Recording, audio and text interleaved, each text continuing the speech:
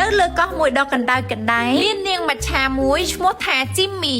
នាងគឺជាមច្ឆាដ៏ឯកាមែនតើហើយថ្ងៃណាដល់គូទៅនេះបើនៅតែម្នាក់ឯងអញ្ចឹងនិយាយចប់ស្រាប់តែភ្នែកនាងក្រឡេកឃើញបុរសដ៏សង្ហាម្នាក់មកឈរស្ទូចត្រីម្នាក់ឯងវាយចំណីរបស់ខ្ញុំមកដល់ហើយចាំកាលទៀតហក់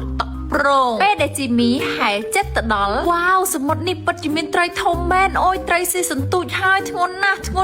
យកធ្វើម្ហូបអីអញ្ចេះការពិតត្រីនោះគឺជាជីមីនាងទៅទាញសន្ទូចនោះក្នុងបំណងទាញបរោះនោះទម្លាក់ទឹកតែម្ដងហេមិនឲ្យភ្លាត់ទេអូយស្អីនឹងទាញដៃទាញជើងម្លេះជួយផងបរោះមិនអាចទប់កម្លាំងជីមីបានទេក៏លង់ទឹកបន្ទាប់ពីបរោះនោះលង់បាត់បង់ស្មារតីហើយជីមីក៏បានជួយបរោះនោះឲ្យដឹងខ្លួនឡើងវិញដឹងខ្លួនឡើងប្រុសស្អាតបន្ទាប់ពីបរោះនោះដឹងខ្លួនហើយបរោះនោះក៏បានគិតថាជីមីជាអ្នកជួយជីវិតគេហើយគេក៏បានសុំជីមីរៀបការនៅទីនោះតែម្ដងហានី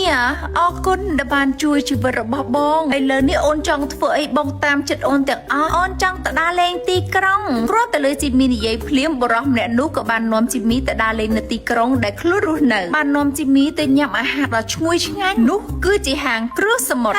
មិនបានជាមនុស្សទាំងអស់គ្នាហូបប្រជាជនរបស់យើងអញ្ចឹងប្រជាជនខ្លួនឯងឆ្ងាញ់ហើយថ្លៃណាស់ពេលនោះជីមីនិងស្វាមីក៏បានគិតឃើញគំនិតមួយតោះបងបើកហាងអាហារតែម្ដងទៅនោះគឺជាហាងជីមីម៉ាឆាអូម៉ាសាកេហាងធ្វើឡើងនៅលើទូហាងប៊ូហ្វេគ្រឿងសមុទ្រត្រឹមតែ$5ហូបមួយឆ្អែតចាក់គ្រឿងសមុទ្រផ្ទាល់ពីសមុទ្រតែម្ដងតែបើហូបមិនអស់ផាកពិន័យ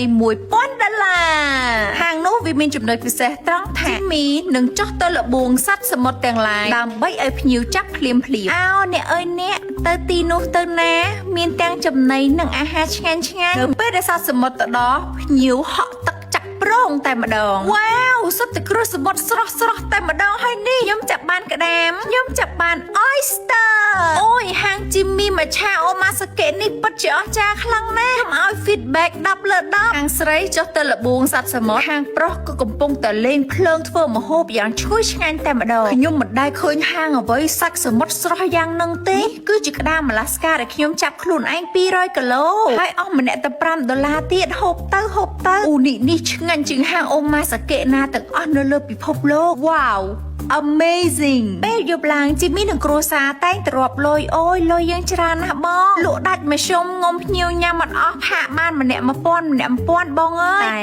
គេថាក្តីសុខមិនអាចនៅយូរអង្វែងបាននោះទេនៅសុខស្រាប់តែមានព្យុះកើតឡើងពេលនោះម្ចាស់ក្សត្រីនៃមហាសាគរដែលគឺជាមាតារបស់ជីមីផ្ទាល់បានលេចមុខមកជីមីកូនឈ្គួតហេតុអ្វីទើបបានជាឯងហៅមនុស្សទាំងអស់នេះមកចាប់ប្រជាជនយើងមកធ្វើអូម៉ាសាកេបើឯងធ្វើបែបនេះឯងត្រូវតែទទួលទោសយើងនឹងឲ្យឯងខ្លាយជាមនុស្សធម្មតានឹងមិនអាចត្រឡប់មកជានាងមច្ឆាអស់មួយជីវិតហើយរបស់រកស៊ីកំពុងតែរីកចម្រើនផងធ្វើមិនទៅនោះប្តីរបស់ជីមីក៏និយាយថាអត់អីទេអូនធ្វើជាមនុស្សធម្មតាក៏បានដែរចាំបងជូនអូនទៅអាមេរិកណាអូនណាពេលនោះជីមីនិងស្វាមីក៏បានទៅកាន់សហរដ្ឋអាមេរិកឈប់លក់គ្រឿងសមុទ្រហើយមកលក់ជាមួយនឹងវីតាមីនពលូតកម្ពស់ Nextra Lab វិញម្ដងផលិតផលសត្វពីអាមេរិកហើយទទួលបានការគាំទ្រច្រើនមែនទែនចាប់ពីអតិថិជនទូចខ្ជិតខ្លាំងមែនទែនបងប្អូនទាំងអស់គ្នាមួយថ្ងៃ2គ្រាប់ញ៉ាំបានចាប់ពីអាយុ12រហូតដល់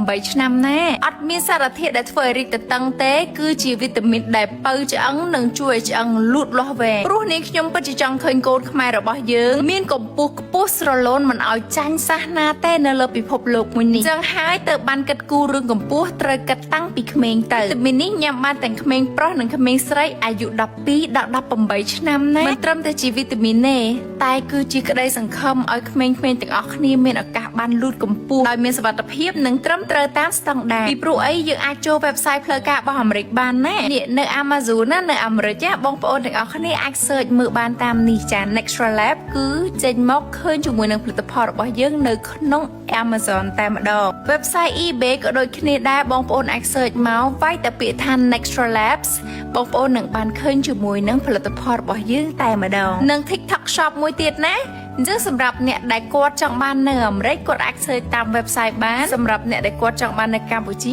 ប្រាប់មកបងជីមីដាក់ពីអាមេរិកទៅណា